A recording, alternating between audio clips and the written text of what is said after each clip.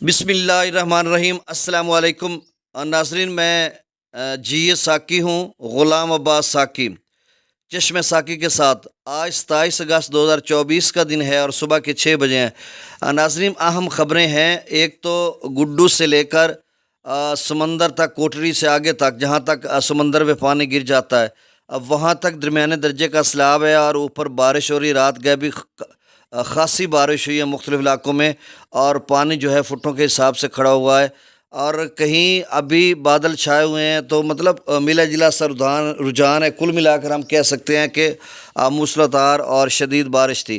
پھر اس بارش کے سلسلے میں اب دیکھیں، اس کو ہم آسمانی آفت کہیں گے اگر رحمت سے بڑھ کر اس قدر بارش ہوگی جو نقصان دہ ہوگی، اور زمینی آفت دریا کو کہیں گے، وہ بھی درمیانے درجے کا سیلاب ہے اور اوپر بارش ہے۔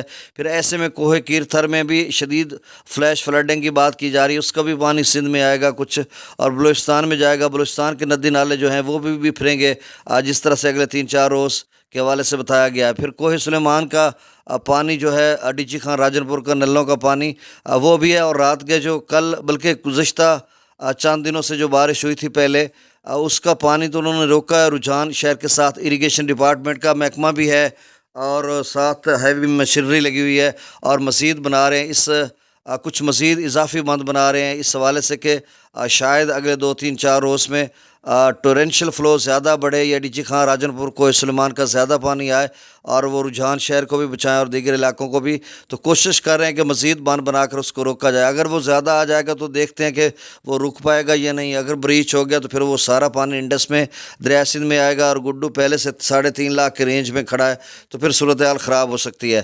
اور ایسے میں 3 روز جو بارشیں ہیں، تو مطلب کل ملا کر پہلے سے درمیانے درجے کا سیلاب ہے۔ FFD نے بلو مارک کیا ہوا ہے سندھ کے حوالے سے، تو صورتحال مزید خراب ہو سکتی ہے۔ اور کتنی خراب ہوتی ہے، جس طرح سے تو ہم دیکھ رہے ہیں، بھارتی گجرات کے حالات دیکھ رہے ہیں، یا دیگر ریاستوں کے، یا پھر بنگلہ دیش میں جو ہے ویسٹ بنگال، تو آگے جو ہے مغربی بنگال، وہ تو مشرقی بنگال تھا جس کو ہم بنگلہ دیش کہتے ہیں۔ مغربی بنگال کا جو حصہ ہے، اس سے ایک جو لہر اٹھی تھی، وہ جو پاکستان اور بھارت کے مختلف ریاستوں کو ہٹ کر رہی ہے، تو اس کا کلائمیکس بھی ایک راجستھان آگے سندھ کی طرف جا رہا ہے۔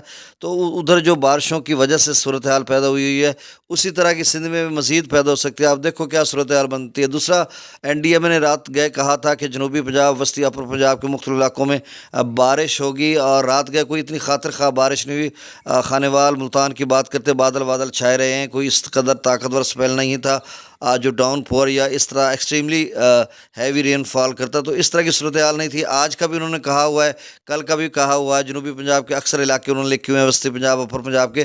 اب دیکھو یہ صورتحال کتنی بنتی ہے۔ آج کہیں سے کوئی سلسلہ پینیٹریٹ کرتا ہے، سلسلہ وہ ہوتا ہے کہ ایک دم سے کالا سیاہ بادل ہو، سرمئی رنگ کا ہو، اور وہ آئے اٹھتا ہے اور آگے مطلب چلتا ہے، اور اس کی بارش کا جو شور ہے وہ 2-3 کلومیٹر دور سے آ کے بارش برستی آ رہی ہے، پتھروں پر اس کا شور آتا ہے بڑا۔ اگر وہ درختوں کے باغات وغیرہ ہوں تو وہاں پہ شور آتا ہے۔ تو اس طرح کی صورتحال وہ جو ہیں، وہ سلسلے جو ہیں، وہ غیر معمولی بارش کا سبب بنتے ہیں۔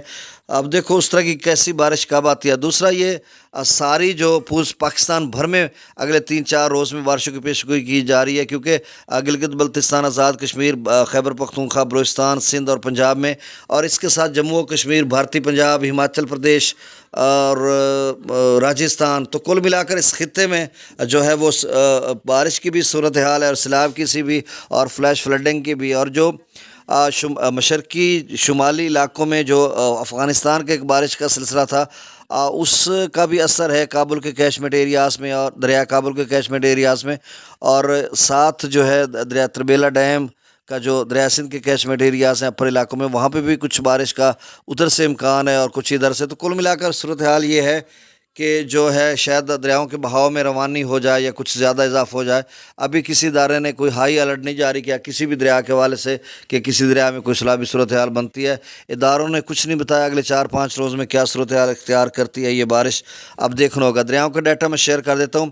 دریا ستلج میں گنڈا سنگھ پر 33 کیوسک، سلیمان کی پر 4587، اسلام پر 7027، دریا راوی میں جسر پر 2635، شادرہ پر 15357، بلو کی پر 10,429، دنئی براج پر 8,389، دریا چناب میں مرالہ پر 32,924، خانکی پر 20,504، قادر آباد پر 10,924، ترمو براج پر 26,024، پنجنت پر 47,882۔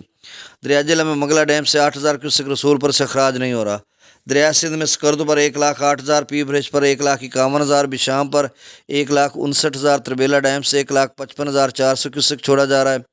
کابل دریا میں 38,200 کیوسک، کالا باغ پر 1,75,052 کیوسک، چشمہ پر 1,80,035 کیوسک، توسا براج پر 1,52,643 کیوسک، گڈو پر 3,53,119 کیوسک۔ اور گڈو یہ تو چند گھنٹے قبل کا ڈیٹا ہے، اب جب تازہ ڈیٹا آئے گا یعنی 7 بجے کے قریب 8 بجے تک میں انشاءاللہ آپ کو کوشش کروں گا، اپڈیٹ بھی کروں گا مختصر دریاؤں کے حوالے سے۔ اور میرا خیال ہے گڈو کا لیول خاصا کم ہو چکا ہوگا، مطلب 3 سے بھی کم آ چکا ہوگا، مجھے یقین ہے کہ گڈو کا لیول کم ہو چکا ہوگا۔ اللہ خیر کرے گا، اگر وہ کوئی سلیمان والی بارش نہیں آتی اس کو روک لیا، تو آتی بھی ہے تو اس کو جس طرح سے مشینری ہیوی کام کر رہی ہے، رجحان کے ساتھ مزید بنا رہی ہے، تو اس کو روک لیا گیا تو پھر گڈو پیچھے آپ دیکھیں نا توسا 1.5 لاکھ پہ آ چکا ہے، تو گڈو بھی اسی لیول پہ آ چکا ہوگا، آئے گا، کیونکہ پنجنات پہ ابھی 47,000 پانی آ رہا ہے، وہ بھی کچھ کم ہوگا تو صورتحال بہتر ہوتی جائے گی۔ سکھر پر 3,60,000 اور کوٹری پر 3,07,715 کیوسک۔ ناظرین آپ سے پھر سے گزارش ہے کہ آپ میرے اس یوٹیوب چینل چشم ساکی کو سبسکرائب کریں۔ بہت شکریہ، اللہ حافظ۔